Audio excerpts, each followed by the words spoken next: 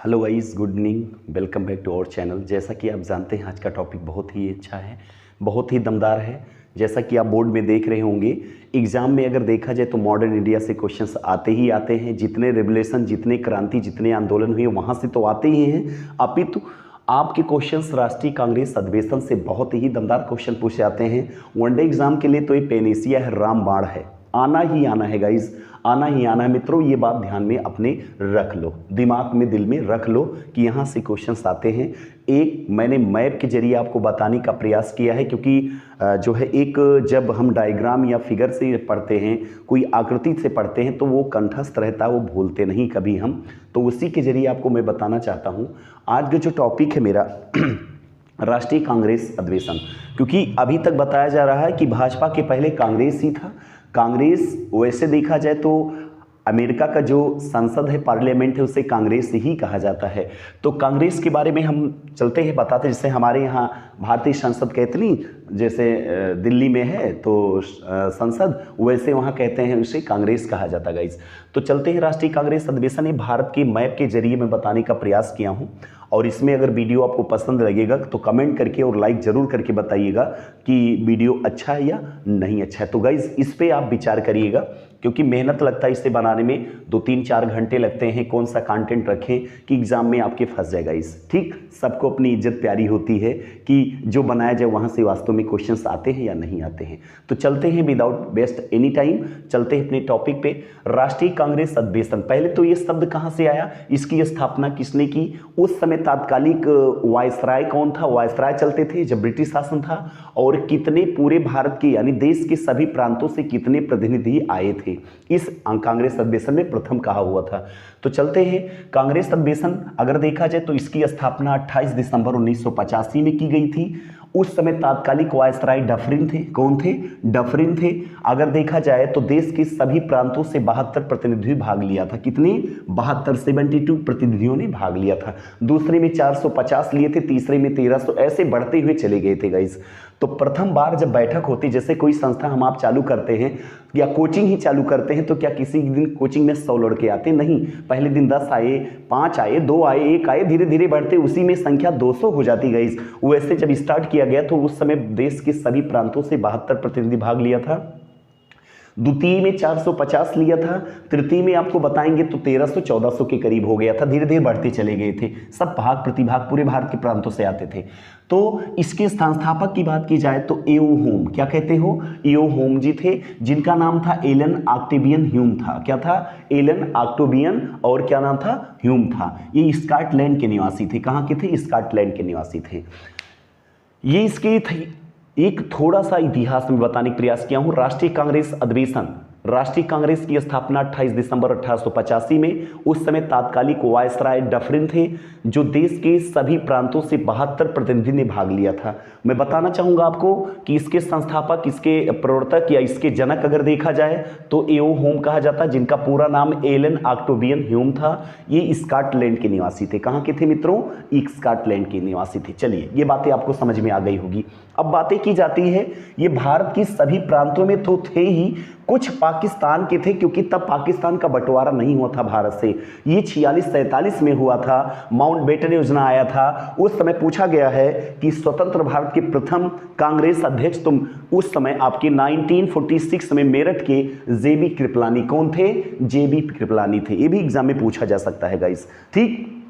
तो चलते हैं आगे बढ़ते इसी क्रम में। तो इसमें जो मैंने बताया है कि पाकिस्तान में लाहौर और कराची, आप जानते होंगे लाहौर और कराची में अधिवेशन हुआ था कांग्रेस की। इसमें दोनों में इंपॉर्टेंट है कराची 1931 में, आप जानते होंगे सरदार वल्लभ भाई पटेल, सरदार वल्लभ भाई पटेल 1900 अगर देखा जाएगा 31 में सरदार वल्लभ भाई पटेल, इन्होंने मौलिक अधिकार यानी फंडामेंटल राइट की मांग की थी। मौलिक अधिकार की मांग इसी 1931 में मांग की थी। जबकि बातें की जाए लाहौर अधिवेशन में, इन तीनों चारों में इंपॉर्टेंट 1929 है। इसे कहते हो, यहाँ पीटी नेहरू जी थे उस समय, पूर्ण स्वराज की मांग किए थे। किसकी मांग किए थे? पूर्ण स्वराज। तो इसी सब ध्यान दीजिएगा, क्वेश्चंस हैं तो बहुत ज्यादा, हैं तो बहुत ज़्यादा मित्रों, लेकिन हमें आपको बताना ये है कि कुछ ऐसे अधिवेशन हैं कि उस अधिवेशन करते समय कुछ ऐसे इवेंट्स हुए हैं, ऐसे क्रांति, ऐसे आपके कुछ नई चीज़ें आई हैं जो एग्ज़ाम हमेशा पूछता रहता है। हम उन्हीं पे अपने दिमाग को इंगित करते हुए आगे बढ़ते हैं कि वास्तव में उच्च चीज़ में क्या है। तो चलते हैं हम बिना देर करते हुए, तो शुरुआत करते हैं हम। अगर बातें की जाए तो 1885 पहले यहीं से 3 ऐसे राज्य थे, एक कलकत्ता जो पश्चिम बंगाल में है, एक मद्रास जिसका चेन्नई नाम हो गया है, और एक बंबई जो पहले बंबई था मुंबई हो गया, महाराष्ट्र में है। यहाँ 7 बार सत्र किया गया था, अधिवेशन सत्र। यहाँ भी 7 बार मद्रास में भी किया गया था। जबकि सबसे ज़्यादा एग्जाम में पूछा जाता है कि राष्ट्रीय कांग्रेस सबसे ज़्यादा किस जगह पर प्रयोग या अधिवेशन किया गया, तो कलकत्ता अधिवेशन में। ये देखिए 10 बार सत्र में किया गया था, मद्रास में 7 बार, मुंबई में 7 बार। तो चलते हैं मुंबई से उठाते हैं गाइस। तो मुंबई में 1885 में, 1889 में, 1904 में, 1915 में, 1918 में, 1934 और 1942। इन 7 में सबसे इंपॉर्टेंट 1885 है, 1885, जब कांग्रेस, भारत की राष्ट्रीय कांग्रेस की जब स्थापना की गई थी मित्रों, तब ये पहला अधिवेशन किया गया था। उस समय प्रथम अधिवेशन कहाँ किया गया था? बंबई में किया था, जैसा कि आप जानते ही हो। अगर प्रथम अधिवेशन बंबई में किया गया था तो 1885 में WC बनर्जी, कौन थे? WC बनर्जी थे, जिसमें 72 प्रतिनिधि ने भाग लिया था। कितने प्रतिनिधि ने? 72 प्रतिनिधि ने भाग लिया था। और ये स्थापना कहाँ की गई थी, कहाँ इसका अधिवेशन किया गया था? तो गोकुलनाथ तेजपाल विद्यालय, संस्कृत विद्यालय में किया गया था। ये महाराष्ट्र मुंबई में स्थापित है। तो एग्जाम में पूछा जाता है उस समय WC बनर्जी का मतलब होता है व्योम्स चंद्र बनर्जी, इनका फुल नाम बताया जाता है, पूरा नाम होता है। सेकेंड की बातें आती है गाइस। अगर आपसे बात करें तो कलकत्ता अधिवेशन 1986, कलकत्ता अधिवेशन 1986। मुंबई के बाद हम डायरेक्ट चलते हैं कलकत्ता में। कलकत्ता अब कोलकाता हो गया, पहले कलकत्ता था, ठीक। कलकत्ता अधिवेशन 1886 में चलते हैं। 85 की बात क्या आता है? 86। अब उस समय 86 में कौन था अध्यक्ष? दादा भाई नौरोजी। कौन थे? दादा भाई नौरोजी। अगर बातें की जाए तो अर्थव्यवस्था यानी इकोनॉमिक्स के धन निष्कासन का पहली बार GDP निकालने वाले कौन थे? दादा भाई नौरोजी। एक पारसी धर्म के थे। किससे थे? एक पारसी धर्म से थे, जो 1886 में कलकत्ता अधिवेशन में इनको अध्यक्ष बनाया गया था। क्या बनाया गया था? अध्यक्ष। तो एग्जाम में कभी पूछ सकता है कि द्वितीय अधिवेशन कहाँ हुआ? 1886 कलकत्ता, ठीक। 1886 कलकत्ता। प्रथम पारसी व्यक्ति कौन थे? तो दादा भाई नौरोजी। कौन थे? दादा भाई नौरोजी। इसी क्रम में बातें की जाए गाइस तो 1887 की बातें की जाए तो 1887 कहाँ है? आप जानते होंगे, मद्रास में चलते हैं। अब इसमें 1887 मद्रासी तीसरा है। क्या है ये?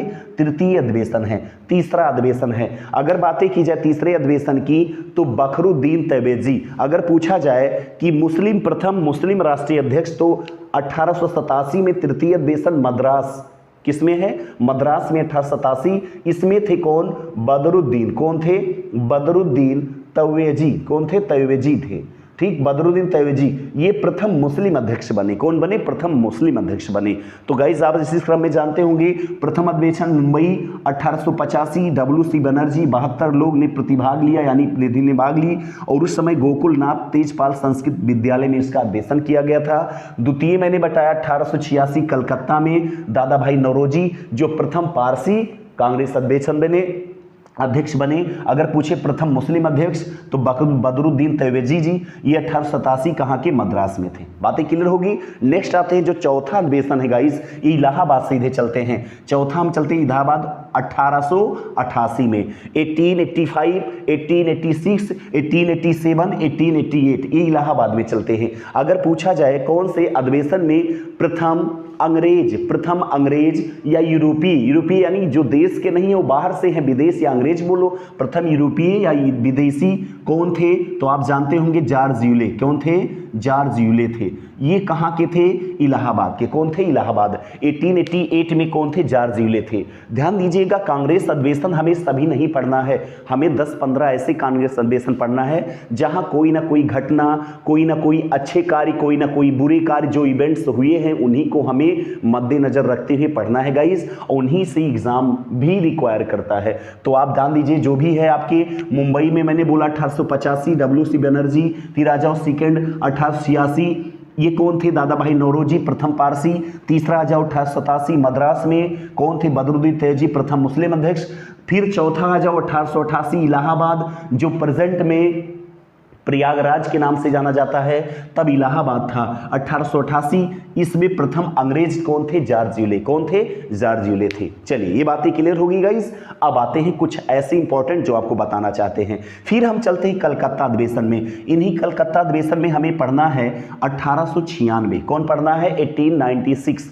इस अधिवेशन में क्या हुआ था? तो इस समय ये आप जानते होंगे 1886 कलकत्ता अधिवेशन में इसका प्रयोग किया गया था और प्रयोजन बनाया गया था। इसमें क्या किया गया था गाइस?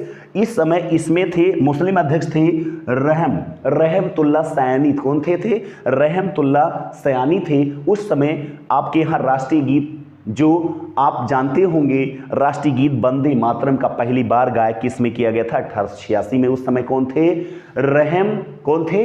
अगर बातें की जाए तो उस समय रहमतुल्लाह सयानी थे। रहमतुल्लाह सयानी 1896 में थे कलकत्ता अधिवेशन में, इसमें वंदे मातरम का गायन किया गया था। उसी कलकत्ता अधिवेशन में 1911 में आप जानते होंगे, कलकत्ता अधिवेशन 1911 और 12 में कलकत्ता, पहले भारत की राजधानी कलकत्ता थी, 1911-12 से ट्रांसफर करके दिल्ली बनाया गया था गाइस। 1912 में पूरा कितना हो गया था? 2012 में 100 वर्ष हो गया था दिल्ली राजधानी बने हुए, कैपिटल ऑफ इंडिया। ठीक, तो 1911 में आप जानते होंगे उस समय पंडित बिशन दत्त थे। कौन थे? बिशन दत्त थे। उसी समय जनगण मन अधिनायक जय है, जो हमारे देश का राष्ट्रीय गान है, इसी में गाया गया था पहली बार 1911 में। और राष्ट्रीय गीत किस में गाया था? 1886 में। इस समय रहमतुल्लाह सयानी थे। इस समय कौन थे? पंडित बिशन दत्त थे।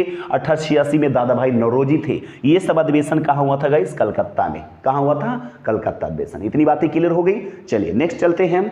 फिर इसके बाद बात किया जाए तो फिर कलकत्ता अधिवेशन में 1906 आप देखते होंगे 1906 में क्या किया गया था गाइस? इस समय भी दादा भाई नौरोजी, 1886 में भी दादा भाई नौरोजी, फिर 1906 में भी दादा भाई नौरोजी थे। पहली बार स्वराज की मांग किए थे। 1906 में पहली बार क्या किए थे? स्वराज की मांग किए थे। कौन? दादा भाई नौरोजी को कहा जाता है। ठीक, Dadabhai Naoroji, old man of India किसे कहते हो? दादा भाई नौरोजी को ही कहा जाता है। ठीक, ओल्ड लेडी ऑफ इंडिया किसे कहते हो? भीखाजी कामा जी को कहा जाता। प्रथम बार उन्होंने क्या किया था? झंडा फहराया था। तो चलते हैं गाइस, अगर बातें की जाए तो 1886 में दादा भाई नौरोजी जो प्रथम पारसी धर्म के थे। अगर बातें की जाए 1896 में तो उस समय रहमतुल्लाह सयानी जी थे, जिसमें वंदे मातरम गाना गाया गया था, गीत गाया गया था। 1906 में फिर स्वराज की मांग किसने की? दादा भाई नौरोजी। ये सब कलकत्ता अधिवेशन की बातें कर रहे हैं हम। 1900 अगर देखा जाए तो 1911 में आप जानते होंगे उस समय पंडित बिशन दत्त थे। इसी में जनगण मन अधिनायक यानी राष्ट्रीय गान की गाया गया था प्रथम बार। फिर आते इसी क्रम में 1917, वेरी वेरी इंपॉर्टेंट, अगर पूछा जाए राष्ट्रीय कांग्रेस की प्रथम महिला अध्यक्ष, राष्ट्रीय कांग्रेस की प्रथम महिला अध्यक्ष तो याद होगा एनी बेसेंट। कौन थी? Annie Besant. 1917 में कौन थी? एनी बेसेंट थी। फिर इसी क्रम में अगर बढ़ते चलते हैं गाइस तो नेक्स्ट आता है 1923। क्या आता है? 1923, जो आपको लेकर चलता है दिल्ली। कहां लेकर चलता है? दिल्ली। ये विशेष अधिवेशन माना जाता है। क्या माना जाता है गाइस? विशेष अधिवेशन माना जाता है। अगर पूछा जाए मुस्लिम संप्रदाय के प्रथम युवा, या छोड़ दो राष्ट्रीय कांग्रेस के प्रथम युवा सदस्य कौन थे, तो आप जानते होंगे अबुल कलाम आजाद। 1923 दिल्ली अधिवेशन, 1923 दिल्ली अधिवेशन किसमें थे? 1923 दिल्ली अधिवेशन। पूछा गया एग्जाम में कि दिल्ली अधिवेशन के किस सत्र में सबसे युवा कांग्रेस अध्यक्ष बने थे, राष्ट्रीय कांग्रेस अधिवेशन के अध्यक्ष बने थे? तो 1930 में दिल्ली कौन थे? अबुल कलाम आजाद सबसे युवा माने जाते थे। क्या माने जाते थे? सबसे युवा माने जाते थे गाइस। नेक्स्ट चलते हैं इसी सीरीज में 1924 बेलगांव कर्नाटक, आप जानते होंगे बेलगांव कर्नाटक 1924। महात्मा गांधी एकमात्र राष्ट्रीय कांग्रेस के अध्यक्ष किसमें बने थे? 1924 में बने थे गाइस। 1924 के बाद हम डायरेक्टली चलते हैं 1925, जो आप जानते होंगे कानपुर। कहां है? कानपुर, कानपुर, कानपुर 1925। कहां है? कानपुर 1925। अगर पूछा जाए कि राष्ट्रीय कांग्रेस की प्रथम महिला, तो एनी बेसेंट 1917 कलकत्ता अधिवेशन। अगर पूछा जाए कि प्रथम भारतीय महिला, तो सरोजिनी नायडू, जिसे कहते हो नाइटिंगेल ऑफ इंडिया। क्या कहते हो? अगर पूछा जाए कि देश की प्रथम राज्यपाल, महिला राज्यपाल, तो सरोजिनी नायडू उत्तर प्रदेश। देश की प्रथम मुख्यमंत्री जेबी कृपलानी, कौन थी? जेबी कृपलानी थी आपकी उत्तर प्रदेश। ठीक, तो आप जानते होंगे कांग्रेस 1925 में प्रथम भारतीय महिला अध्यक्ष कौन थी? सरोजिनी नायडू जी थी। अगर पूछे प्रथम राष्ट्रीय कांग्रेस की अधिवेशन की प्रथम महिला, तो आप 1917 कलकत्ता अधिवेशन, एनी बेसेंट जी को लगाएंगे। ठीक, ये बातें दो ध्यान दीजिएगा। नेक्स्ट इसी सीरीज में हम चलते हैं 1929, चलते हैं पाकिस्तान में हम 1929। आप जानते होंगे लाहौर अधिवेशन। क्या कहते हैं इसे? लाहौर अधिवेशन। उस समय कौन थे लाहौर अधिवेशन के? पंडित नेहरू थे, यानी पीटी नेहरू जी थे उस समय, जवाहरलाल नेहरू जी थे 1929 में। इन्होंने इसमें क्या मांग की थी? पूर्ण स्वराज की मांग की थी। बहुत इंपॉर्टेंट है, ये पूछा गया है गाइस। पूर्ण स्वराज की मांग किसमें की गई है? तो आप जानते होंगे पूर्ण स्वराज की मांग किसमें की गई है? तो ये मांग की गई है 1929 लाहौर अधिवेशन में। इसी सीरीज में अगर चलते हैं तो कराची अधिवेशन भी निपटा लिया जाए इसी समय 1931। वल्लभ भाई पटेल, सरदार वल्लभ भाई पटेल, सरदार की उपाधि कौन दिया था? बारदौली की महिलाएं, अहमदाबाद गुजरात किसान के कर की मांग के लिए इन्होंने आगे आए थे, इसलिए सरदार की उपाधि। सरदार किसे कहते हैं? मुखिया को कहा जाता है, मेन को कहा जाता है मुखिया को। तो 1931 में सरदार वल्लभ भाई पटेल, कराची अधिवेशन, इन्होंने इसमें क्या मांग की थी? फंडामेंटल राइट, यानी मौलिक अधिकार, जो अधिकार है मेरा उसे मत छेड़िए, अधिकार को कभी दखलंदाजी मेरे मत दीजिए, इसी की मांग किसमें की थी? 1931 में की थी गाइस। ठीक, अगर आगे बढ़ते चलते हैं तो 1938 हरिपुरा, आप जानते होंगे हरिपुरा कहाँ है? गुजरात में है। कहाँ है? गुजरात में है। 1938 में सीता पट्टाभ रमैया को हटाकर किसे बनाया गया था? सुभाष चंद्र बोस को, गांधी जी के जो है सहयोग से।